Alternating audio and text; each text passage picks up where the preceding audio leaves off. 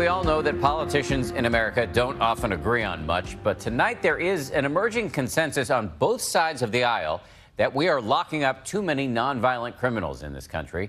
Case in point, the man you're about to meet. He is serving 55 years for selling weed while carrying a gun. He would be doing less time if he were a murderer. But there may be new hope for him, and my Nightline co-anchor Byron Pitts has this update. Treasured old photos spread across a kitchen table. A family taking me on a trip down memory lane. That's like one of those Leave It to Beaver photos. But here in the Angelos house, there is pain and anger amidst the laughter. What are some of those things boys do with their dads that you wish you could have done with your father? You know, played basketball together. Could have been there for my 16th birthday. 16-year-old Jesse Angelos and his 18-year-old brother Anthony have been seeing their father in 7 years. It's nothing to do with a lack of love. Their dad is in a federal prison 2 states away. Is one bitter because of that? Sad, angry, some of all the above? Mostly sad and then anger after. Sad because there's nothing I could do about it, and angry is that they shouldn't have done that to me. I'm sorry. It's okay. This day marked a bitter anniversary. 11 years to the day since their father, Weldon Angelos, was sent to prison for 55 years. His crime? Carrying a gun and selling 24 ounces worth of pot. What do you think of the law that sent your brother away for 55 years? I don't think it makes any sense.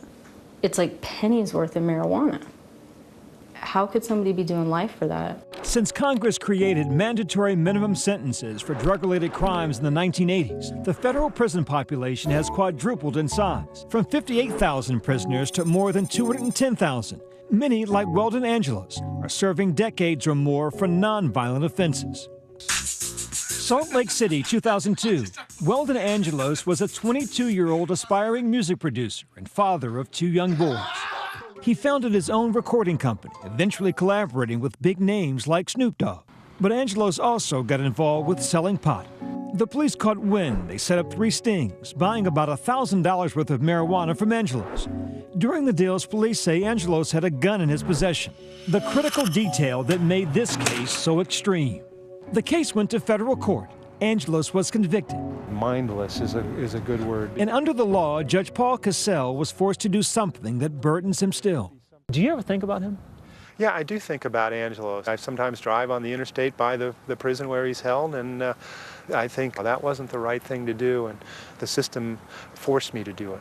Under federal mandatory minimum sentencing laws, Angelos was facing 55 years for the gun and marijuana charges combined.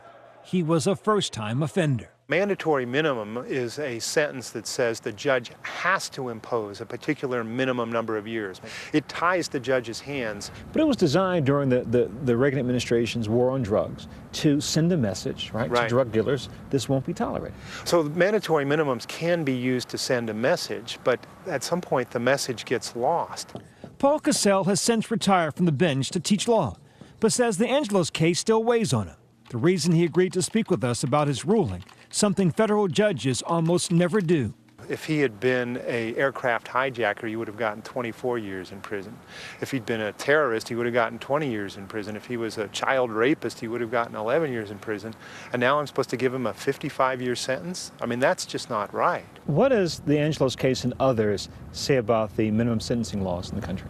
Well, I think we need to change them. Most of the time, our federal criminal justice system works well, but there are some situations where it fails. And the Angelos case is a prime example of that. Appointed to the bench by George W. Bush, Judge Cassell believes Angelos isn't the only one paying a high and unreasonable cost for these laws. I thought the sentence was not only unjust to Weldon Angelos, but also unjust to the taxpayers. It costs close to $29,000 to keep one person in federal prison per year. Weldon Angelos' bill after 55 years will be $1.5 million. The price his family will pay? Untold. Just ask his sister Lisa. It's hard. I just keep telling him. I said, I'm going to keep fighting.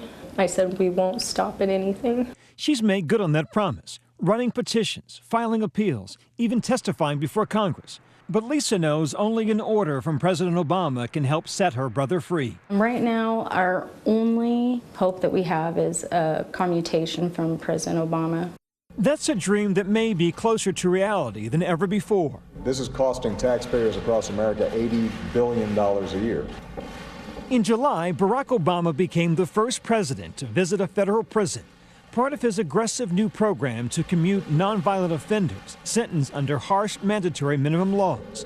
Offenders like Weldon Angelos. We have to reconsider whether 20-year, 30-year life sentences for nonviolent crimes is the best way for us to solve these problems. Since March, the president has commuted the sentences of 68 prisoners across the country, but so far Angelos has not made the list.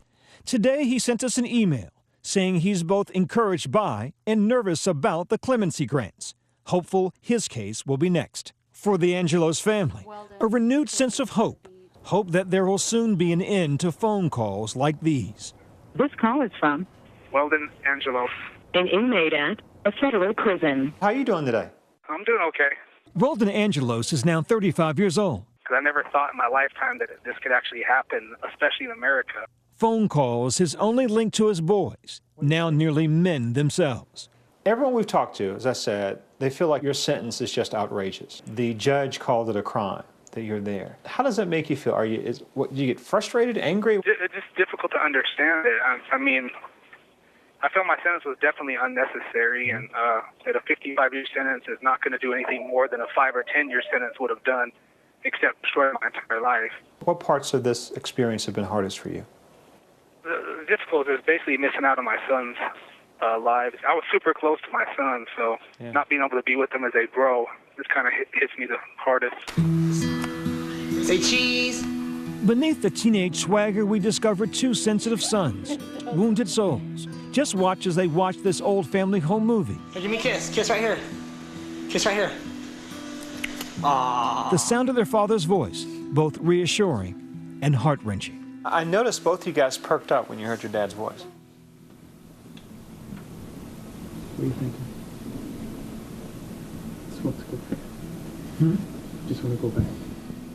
Just being around them, you can feel their heartache, even through their laughter, and it's really been hard for them. When he teared up, you teared up. Yeah, it was really hard to see that because I know how bad he hurts. And seeing what they have gone through by losing their father, it's just emotionally destroyed me. There are literally thousands of families in America like the Angelos tonight, mindful the price should be paid for breaking the law, but asking, pleading, how high should that price be? For Nightline, I'm Byron Pitts in Salt Lake City, Utah.